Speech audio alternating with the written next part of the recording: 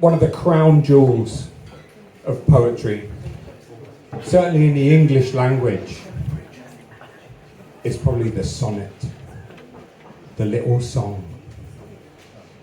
And for centuries, stretching all the way back to Shakespeare, to before Shakespeare, the great bard himself.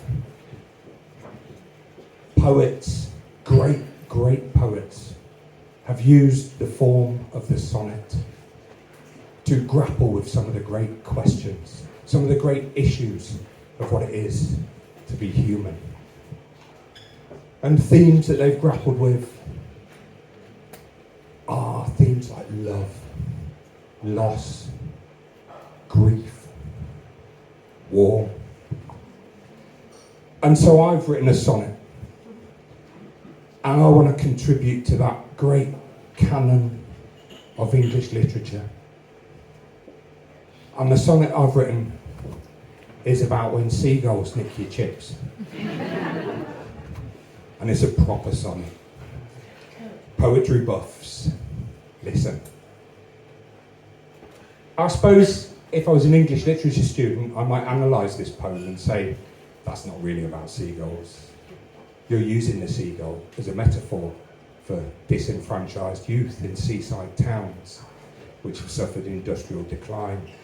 Young people who have nowhere to go and nothing to do. But I would say to that student, listen to the words, mate. It's about seagulls nicking your chips. And so here it is, seagulls. I wouldn't go down there if I were you. They're hanging around on the promenade, all over the railings, spoiling the view, waiting for someone to wander their way. Scanning the crowd with a beady, bright eye. It only takes one to make a mistake, and down they swoop for the chips and the pies, then off in a flash past the boating lake. I'll stop you there, right, because this bit of the sonnet is called the Volta. I'm told that it wasn't always this way. They followed the fleet in bickering flocks.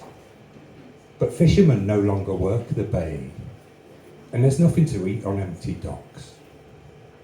So if you get robbed, don't take it too hard. It's your day at the beach, but it's their backyard. That's it. Okay.